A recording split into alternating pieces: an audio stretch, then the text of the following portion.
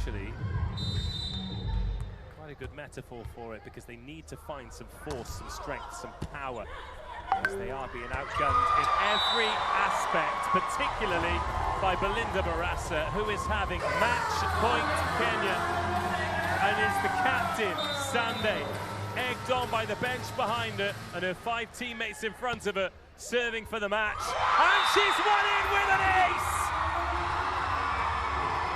What a moment for Kenya! All my players were glowing from all over. Huyu anafanya kitu unique, ule anafanya kitu unique. The assistants wana coordinate. Wow, wameng'ara wote. Didn't get what I came for here. Didn't get the trophy, or I didn't get to the second round.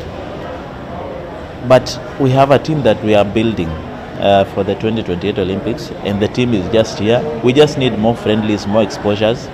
This is a team for 2028. It's a team to watch. Vietnam hawakuwa rahisi, walikuwa watu experience, but sisi vile tulijiamini tukachipea moral, kila kitu ikaendelea pona, tukawapiga kirahisi. Tunashukuru Malkia wametufanyia ile kitu leo.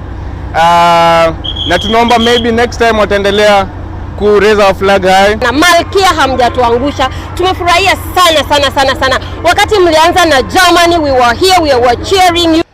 Na nitwikite wega kuringana na hau mbere, nitwikite wega, airitu ni mathakite wega muno, na nigucokia ngatho kuri inyuothe ni gutunyita mbaru na gutuhe moral support.